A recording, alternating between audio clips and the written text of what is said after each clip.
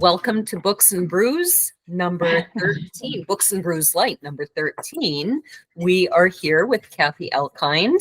And before we jump in, I would just like to ask viewers to please like, share, and subscribe, and maybe leave a comment on some videos. Help us start growing and bringing all these great authors and books to more people. So welcome, Kathy. How are you today? I'm great. How are you? As I was just discussing, I don't know if my face looks really red. I've been out in the weather for much of the past 10 days building fencing, so I'm getting kind of windburn here. But my husband would very much like a cow. He keeps telling people we want cattle, and I keep correcting him, you want cattle. So we have kind of settled on a compromise that he's determined to find a Highland cattle. And are you familiar with them at all? Not really, but I mean, I've seen a lot of different cows. Yeah, they're in Scotland, the big shaggy red ones with the long horns. Mm-hmm. And they're very gentle. They're not only beautiful, they're very gentle. And in fact, we have a Highland cattle cow porn calendar up on our wall. So every month we've got Fabio with his windswept hair in front of his face. So anyway, that's why I'm so red in the face. So what are you drinking today? Today I'm just drinking water. Water. Metaphorically, I'd love to have a glass of wine, but I'm just drinking water. But well, I thought that for your book, I should probably have something like Gatorade or something with electrolytes. But because I've been out in the wind and the cold, I'm actually drinking coffee. But it does sort of match your book, maybe just a little, because to warm up, I did put in some Irish cream. So tell our audience about yourself and about your book. Let's see. I am a long distance walker, and I discovered that I love long distance walking when my husband and I took an adult gap year in 2018, and we walked the length of Europe, starting in the North Sea, and walked the Netherlands, Belgium, Luxembourg, and the whole length of France on the GR5. So wow. Yeah, and it was absolutely spectacular. It even though it was a super long trip, and we had done backpacking for a week at a time, but we had never done a long adventure like that. But I had always wanted to do a big adventure, and it just never happened in my life. Right. But at this point, at that time I was 57, and I didn't really want to camp anymore, and I didn't want to lug a heavy backpack. So that's why we looked in Europe, because Europe, many of the routes, and there are lots of routes, go village to village or hut to hut through the mountains. And that's why we picked the GR5, which again I had never heard of before until we started walking it. So explain to our audience what the GR5 is. What does the GR and what do the 5 stand for? Grand Randonnée. And I don't know what the number system is, because there's lots and lots and lots of them. But Grand Randonnée is basically just a long route. And basically they've connected trails through all these different villages. And the part through the Alps, which is at the end where you're getting down to the Mediterranean, that's about 5 or 6 weeks, and that's called the Grand Traverse. And that part is more well known, especially in Europe. It's more well known. But we started up in the Netherlands on the North Sea. And my husband would have been happy to trek through the Himalayas, but I didn't want to do that much. That seems a little hardcore. Ambitious. Yeah. So we had to find a happy medium. We had been married at that point 27 years, I think. And we had to find a happy medium where we would both be able to, enjoy the journey. And while I was doing lots of research before the walk, I found out, it's very flat in the Netherlands where the canals are. And we actually we kind of broke the walking rules, and we rented bikes and biked the first 3 weeks. Okay. Um, Why did you decide to do that? because I was worried that Jim would feel that walking on this flat would be boring, and Okay. I thought he might mutiny. So we ended up biking, and it sped things up a little bit, but then we walked the Mhm. rest of it from Spa, Belgium, the rest of the way. Okay. And then when I got home, I just felt like more people in this world needed to know, in the US specifically, needed to know about the GR5 and these amazing trails. Hmm. And my memoir, I kind of weave in sort of the metaphor of a long marriage and a long Hmm. walk, that a long marriage takes energy and you sort of take it one step at a time, and it can be really tough at some points, but Hmm. there's also staggering beauty along the way. I like that. And I read that on your page about comparing the long walk to the long marriage. But it sounded like you have more kind of philosophical thoughts that came to you as you were walking. What were some of the others? Well, when you're walking day after day after day, and Jim and I would walk not right next to, we didn't talk the whole time, otherwise we would have driven each other Lose crazy. your throat, lose Yes. your voice. And we would have run out of things to say. So it was sort of a walking meditation, many of Hmm. the hours of the day. And my mind would wander to, reflecting on life. And Hmm. this was sort of, 57 is sort of the beginning of the last third of your life. And what do I want to do with the rest of Right. my life? And again, reflecting on life. And I struggled with dyslexia. I have a dyslexic brain. I didn't learn to read till seventh grade, um, which so I never thought I could write a book, and I wasn't planning on writing the book until I got home. So reflect on dyslexia and the struggles that I had. I also reflect on, I ended up, when I was young, I overate after school. I ate a lot of food to just give me comfort and love. Hmm. That was my way of comforting myself instead of drinking alcohol or something like that. And that I took that behavior, overeating, into the rest of my life. I never Hmm. was super fat or anything like that, but um, I that was something in or probably late 40s I finally dealt with by becoming an Hmm. eating psychology coach. And so I reflect Hmm. on that, and basically learn what I needed to learn was to feel my feelings and not bury them in food. Uh-huh. And I became also a mindful self-compassion teacher. So I've done many different things and careers in life. And the mindful self-compassion also, I intentionally took mindfulness with me on this long walk so Hmm. that it would help my relationship with Jim. When you're just with one other person on a trip, that's really important. 24/7. Hmm. 24/7, and making decisions and things like that. So mindfulness, I took self-compassion, which is like giving yourself sort of comfort and love when things go wrong. And things are, of Hmm. course, always go, that's part of being human. And when you're on and Very when you're much. on a trail, things go wrong. You get into town and it turns out the place you're staying is on another 2 kilometers away, and you're Oh. exhausted. And what am I going to do? And how am I going to show up for those last 2 kilometers? Right. I was curious about that. You mentioned you didn't want to go camping. So did you stay in hostels or nicer hotels? We stayed in a little bit of everything. Okay.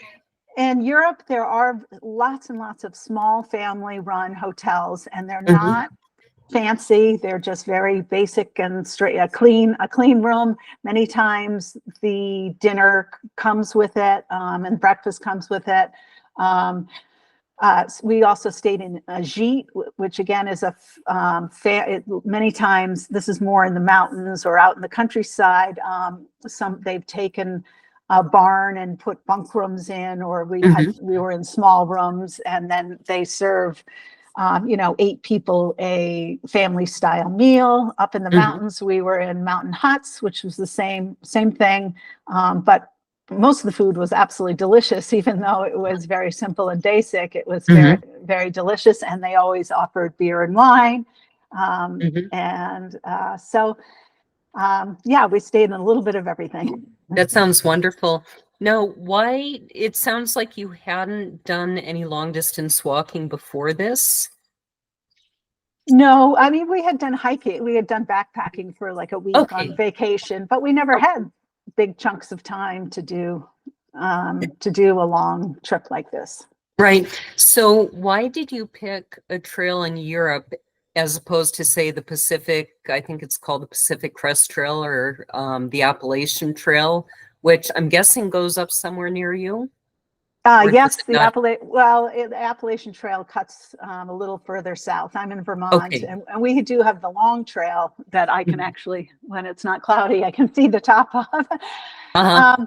So the reason basically is because I didn't want to camp, and those trails you pretty much have to camp.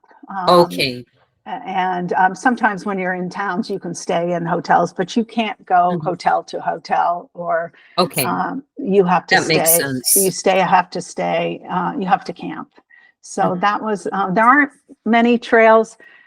There's a new one up in Canada, and PI, Prince Edward Isles. There's a new walk that I've heard about. I haven't done yet, but supposedly you can go inn to inn and things like that. But that's why we went to Europe. Okay. And had you ever been to Europe before? Yes, we had traveled with our kids once, and we had both gone sort of, back in our 20s, backpacking backpacking through Europe. So yes, we had been to Europe, but we had not ever spent this amount of time. I sort of called it slow travel, and the title of my book, To Walk It Is to See It, is you certainly see so much more of a country when you walk it versus taking a train or a bus. So I think when I was in my 20s, we went from city to city to city, and we didn't see much in between. Right. And when you said, you find walking so relaxing and peaceful, I was just kind of biting my tongue, like, to have to walk is my nightmare. And I was thinking about, why is that? And I think it's because I grew up with a military officer for a father. And I've often joked that when your father is a military officer, you don't walk anywhere, you charge. And even now, I think my husband is about the only one in my life that I finally had to say, can you slow down? Because usually I went to New York City with a friend of mine when my daughter was in college there. And my poor friend, like every 10 minutes, she's like, slow down, you're doing it again. And I couldn't help myself. I'm like, I've got to get there. And so to me, walking is like, you got to get somewhere, you got to accomplish something. And so I'm wondering if, like, what brought you to finding it peaceful and relaxing, or did you always? I think so I was a runner. I had friends. I used to run, in my 20s, 30s, and 40s, and even into my lower 50s, and then knees started hurting, things like that. So it was a great form of exercise. And then when I couldn't do that anymore, I switched to walking, and, but I'd go out for an hour walk, or, an hour and a half if I had it. And I did, on this trip, I definitely had to learn to like slow down and pace myself for the whole day. Because you need to get through the whole day. I mean, we were average 12 miles, but the longest day we did was 20 miles. And so I definitely learned to pace myself. And you get into this sort of meditative rhythm of breathe in and out, step, breathe, step, breathe, step, breathe, inhale, exhale, inhale, exhale. And I think it feels wonderful. And the wonderful thing about the GR5 is I talked about how flat it was in the beginning, and then it's rolling hills. And then you get to the Vosges Mountains, which are a small mountain range, and then the Jura, which is a little bit bigger. And then finally the Alps, which we were going up and down 4,000 feet every day. So Wow. we built up to it over a Right, 3-month right. period. So the Alps, very few Americans get to see the Alps. It's kind of funny. My first years were spent in Germany, and my parents took full advantage, took us to the Mediterranean, to a bullfight, to the Alps. Yeah. And they always thought that I had a problem with car sickness that just magically went away when I got to be 6. And as soon as we moved to Tennessee, we're flying up and down and around all these curves. And I'm like, ugh. And I said, I think maybe the problem was the Alps, not my stomach. But what struck you about the Alps? Like I'm imagining you climbing up hills like this in the snow. I'm imagining that's not quite accurate. Well, we had to plan the trip so that we wouldn't get to the Alps too early with Okay. too much snow. So our Mhm. plan was to get to the Alps at the end of June, beginning of July, and Mhm. we did. That worked out. And the thing about the GR5, so many of the trails in the US go straight to the top of the mountain and back down the other side. In the Alps, the GR5 goes through the col, which is the lowest part, Okay. from one valley up to the col and back down. And so you're still seeing these beautiful mountains, but you're not climbing up to the tippity top of them. And did you sing The Sound of Music as you walked? Yes, you can't help it. You sing everything.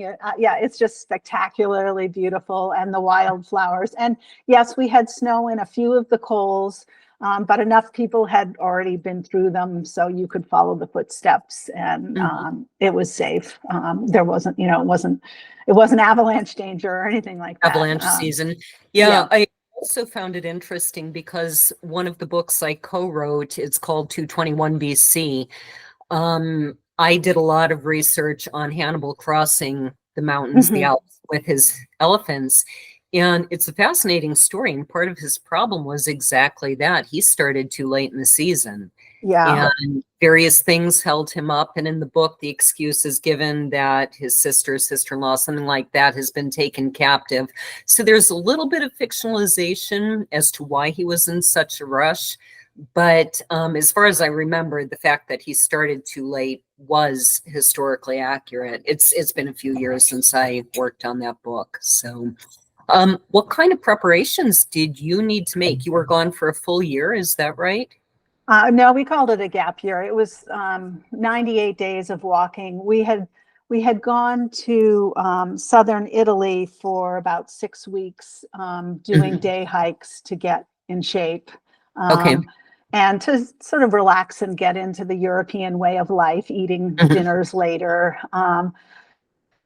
So your question was, how did we get in shape? Well, before we even left, even preparations, like what things did you need to buy? What did you need to learn? Did you work on languages in addition to getting in shape? All of it. I mean, that's a phenomenal task. Yeah. I personally love to read lots of books about I love to read the guidebooks. I love to read other people's memoirs about doing the walk. So I did a lot of that.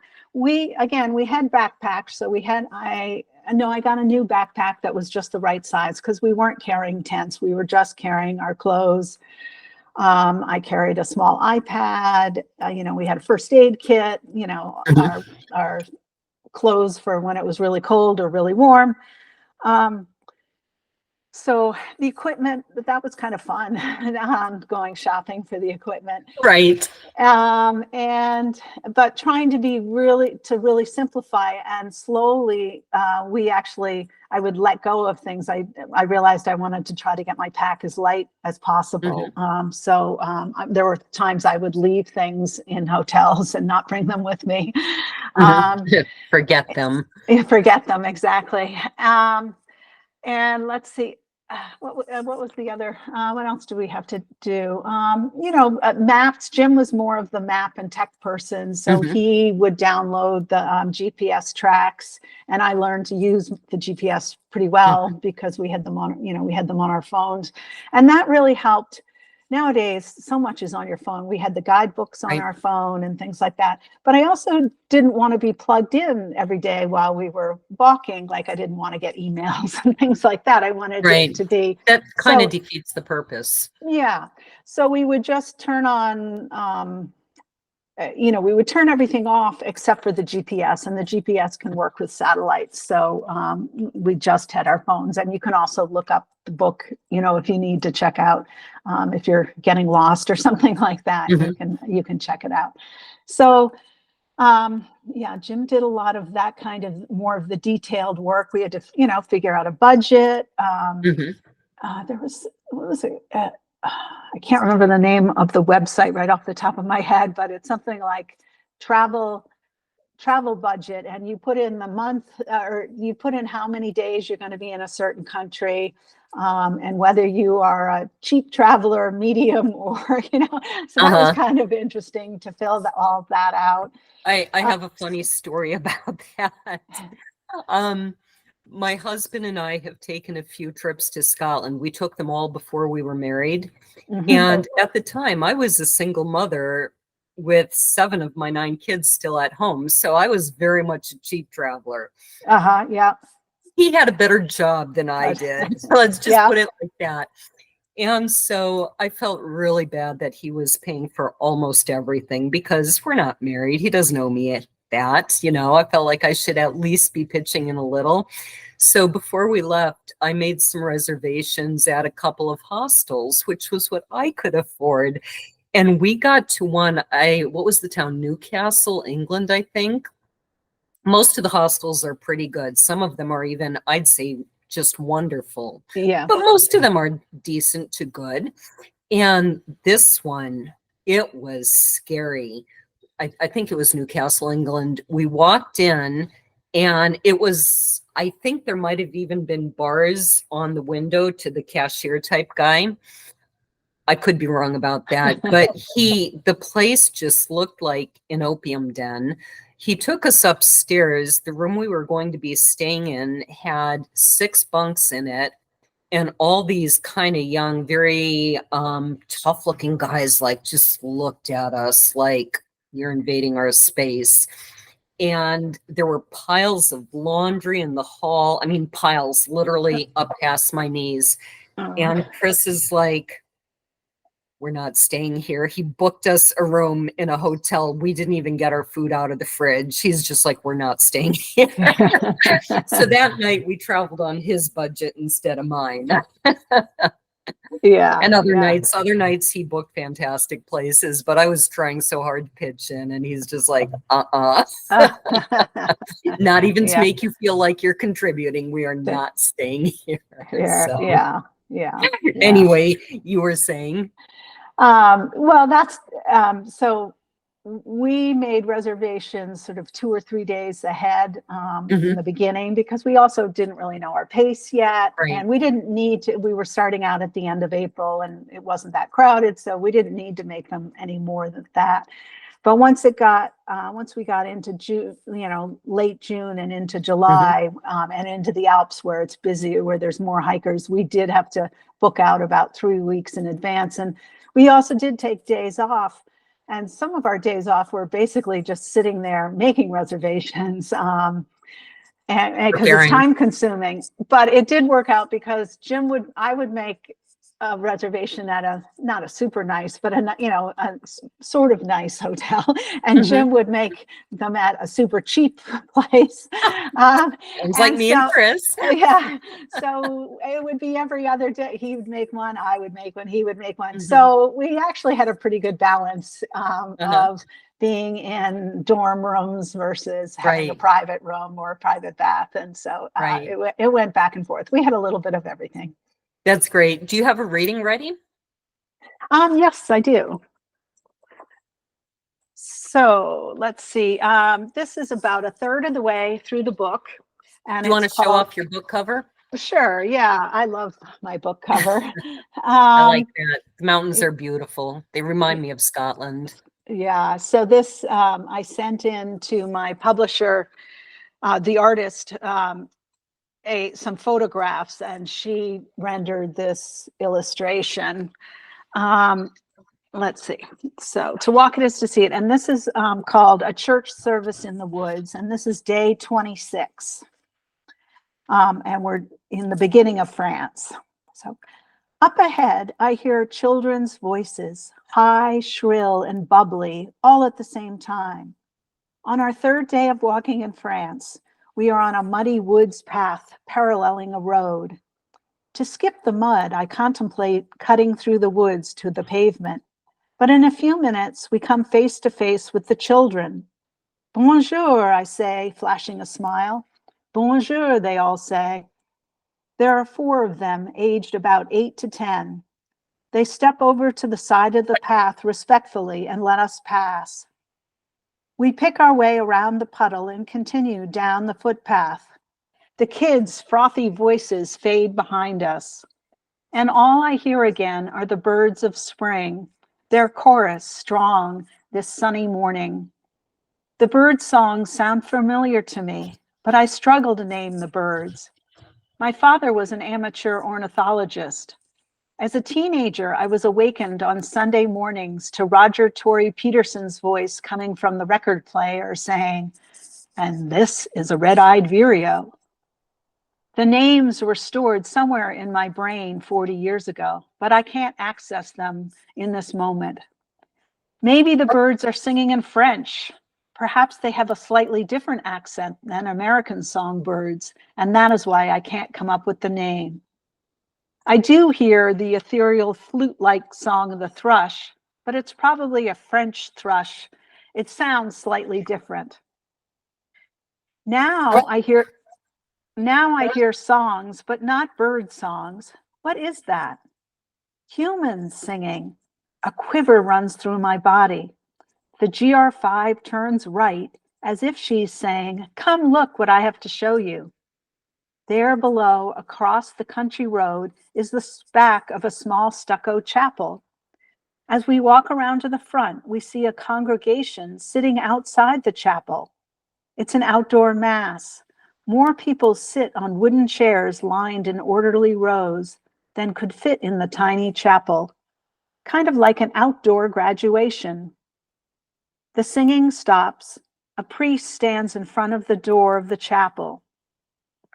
Next to him, a large table is covered with a white cloth and a flower arrangement. The table acts as an altar. From where we stand, it looks like the priest is reading or speaking. We tiptoe around the edge of the congregation to the back. Part of me wants to sit down and join them, but we have miles to go before we sleep. We are walking 37 kilometers to Metz, our longest day yet. A man with slick black hair with a hint of gray, wearing a white starched shirt and flannel dress pants, approaches us. "Are you pilgrims?" he whispers in English with a friendly smile and his head slightly tilted. "No, we're walking to Nice on the GR5, Jim whispers back. "Where are you from?" he asks, looking first in Jim's eye and then in mine. "The United States," I answer in a soft voice. "Will you pray? We will pray for you, the congregation will pray for you," he says quietly. We thank him. "Merci, merci." "What do you say when someone offers to pray for you?" He glides back to his seat. I smile, feeling like a flowing river that goes on and on. My heart surges. We have a whole congregation praying for us. That's beautiful reading, and you really brought it to life. It's kind of funny. We just had an outdoor mass last Sunday at our church, and we had a chicken wandering around. And I don't know why, because it was in Middlesbrough. So it's not a big city by any means, but it's not a little village either. And there's this chicken just wandering around. So I wanted to ask you, I saw in your biography, you went to St. Lawrence. Is that the one in Kansas? No, it's actually in Canton, New York, upper state New Oh, York. is it? Okay. Yeah. Because there's also St. Lawrence in Kansas. Oh. And what? Oh, my husband is trying to be quiet here by telling me to tell you he went to Clarkson. Oh, okay. Yes, Right up the Clarkson's right street next from to there. it. Yep. Yeah. Yeah, I went to Lawrence University in Appleton, Wisconsin, and there was a big to-do at the time I was there that the FBI was spying on our college. And it turned out they were actually spying on St. Lawrence in Kansas. I don't know if spying is the right word. I don't know what that was all about, but that kind of jumped out at me. So you like cooking a lot too. Yes, yes, I do, and eating too. um, and that was one of the wonderful things. Both Jim and I are foodies, and we love really good food. So if we had, we did splurge on going to good restaurants sometimes in some of the towns and cities that we walked through.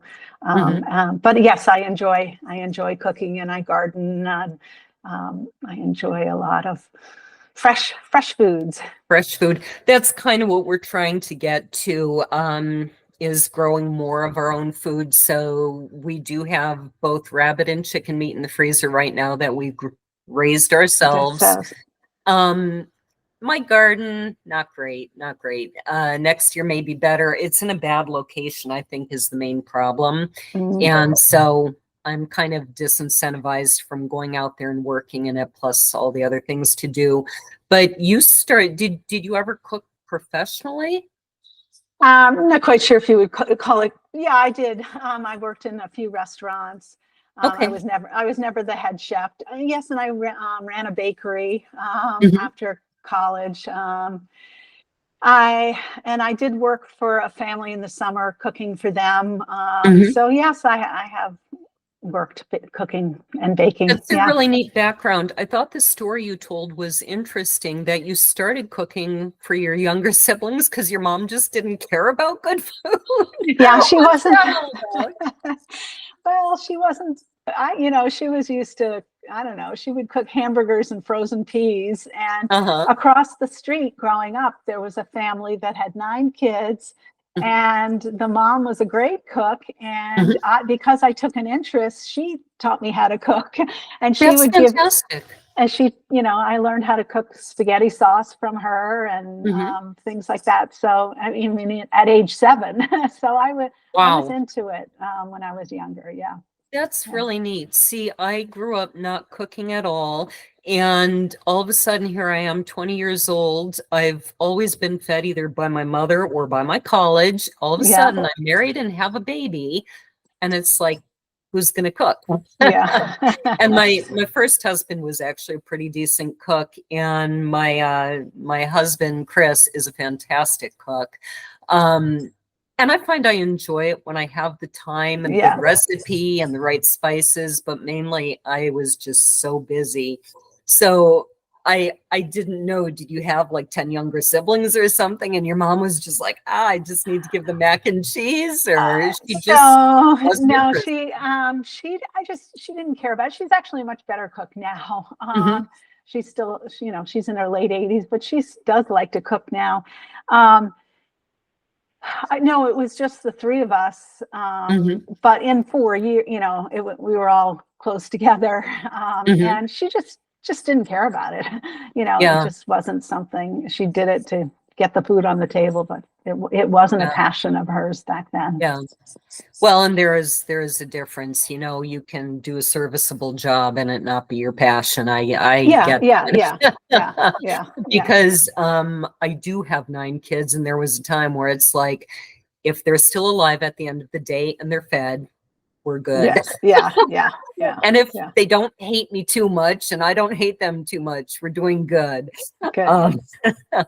So as to hiking, do you have plans to hike some of the American trails, or is that pretty much not going to happen because of the tenting and camping? Yeah, I do day hikes up on the long trail now, and I'm perfectly happy to go by myself now too. So that's one thing I definitely learned. I feel very comfortable going off by myself. No, I think Jim and I would like to go back someday, and there's another route from Munich to Venice that goes up and over the German Alps, the Austrian Alps, and the Dolomites. It's about 30 days of walking. So someday we'd like to do that before I get too old. That one's actually kind of a Right. tough trail, so we'll really have to get in shape before it. So, but yeah, I'm very happy to do day hikes around here. I don't mind camping for 1 or 2 nights, but I don't want to. Again, it's a much heavier backpack when you carry your Right. stove, the tent, the sleeping bags. It's just heavier. Right. Yeah, I know. I think it was my son was telling me, I think it was my son. He does a lot of hiking and he's been doing some marathons and even longer runs than marathons races. And I think he was the one who was telling me about trying to get everything as light as Yeah. possible because every ounce that each thing weighs adds up and adds up. So, Yeah, yeah. And that um, means buying expensive equipment because yes, those super light tents are very expensive. right. So He's going through tennis shoes pretty quickly. I think a few pairs a year. And they're expensive because they're for running and keeping your feet and your knees in good shape. And so I yeah. think that was part of our last Christmas gift to him was we'll help you buy the shoes you need so your knees don't give out by the time you're 31, which is coming up fast. So do you have more books in mind? Not right now. I kind of feel like I poured my heart and soul into Yeah. this one, and I just felt this burning desire to share the story. And it's been a fascinating year, and it's been, it came out in August of 23. Hmm. And I've really enjoyed, I've done lots and lots of book talks at libraries That's great. and different, even art organizations and things like that. So I've really Hmm. enjoyed sharing it with the world. I do book groups too. I love doing book groups either in person or on Zoom.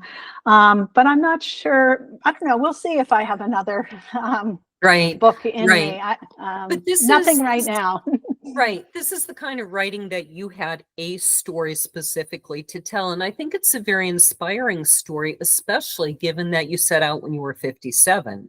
Yeah, And yeah, that's, I hate to say it, but I think a lot of people by the time they reach 57 are like, my life is kind of, not much left I can do, which is sad. yeah, And I think yeah. your story will inspire a lot of people that, of course, you can get up and do whatever you want to do. I mean, mostly you can do. Yeah, and I don't think it needs to be a walk. I actually think it's the whole act of, this dream of I always wanted to do an epic adventure. And Hmm. I didn't end up doing exactly what I was thought I was going to, but I adapted it. So I think Right, it's really important for people to think about what is something you've always wanted to do and what can you do now? right. It could Which, be going to 50 museums or something like that. yeah, It doesn't have, it can be whatever you want it to be. yeah. And I like to look at it as what do you want people to say to you about you at your funeral, or what do you want the story of your life to be? Well, make it happen. And just a couple weeks ago, I talked to Kimberly Ward, and I can't quite remember the title of her book. But it's about herself, her husband, and their daughter, who I think was 10 at the time, deciding we're going to live on a sailboat for 2 years. And Mhm. she hadn't been a sailor, but the book is primarily about once you decide you want to do something, how do you plan and make that come to life? Yeah, So a very similar story to yours. yeah. And on her program, I also mentioned Sandra Lynn Reed, who wrote The Drive in 65, which was about herself, her mother, her aunt, her grandmother, and a few of her cousins and a sibling taking a drive from Alaska literally all the way around the United States, down into Mexico and back up the West Coast. And Wow. it's a similar story of what does it take once Hmm. you decide you want to do something. And so I think all of these are just, they're great stories that people Yeah, should read instead yeah. of watching TV all the time Yeah. and Or decide to listen go out. to. Yeah, yeah. And do something. And right, we finish every day lately watching Father Brown from our hot tub, but so I can't criticize too much people watching TV, but we do work hard all day, so I don't feel too bad. So Yeah. where can people find you online? Kathy with a K, Elkind.com is my website. And on the website, you can see I have some YouTube videos, or Instagram, Kathy with a K, Elkind. Instagram, I post about different hikes around here and things like that, and you can go back and look. That's basically the best places to find me. And do you have any public events coming up where people can meet you? Book signings or anything? I have one coming up this weekend, but that's probably be past. I don't know when this is going to be posted, but don't think with all the fencing left to be done. Yeah. And I'm two trying to, videos I have behind one editing. I have one at the end of October 29th in Randolph, Vermont. If anybody's in the area, I'll be in that at that library. And I'm going to be I'll be up in Burlington, Vermont. I think it's January 30th.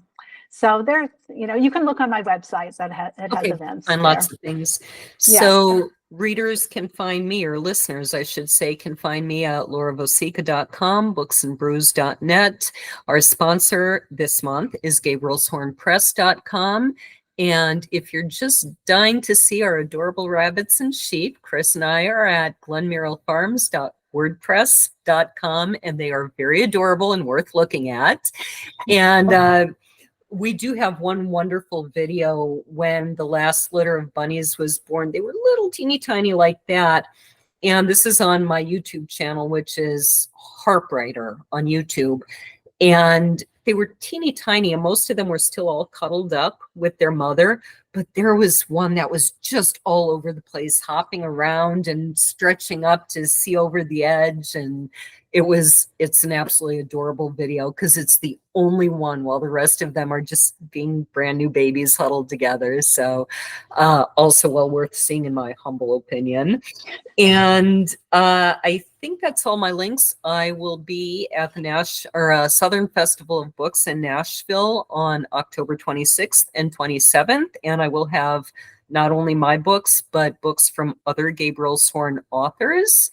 And so hopefully people can stop by stall 85 and say hello and buy all my books, all of them.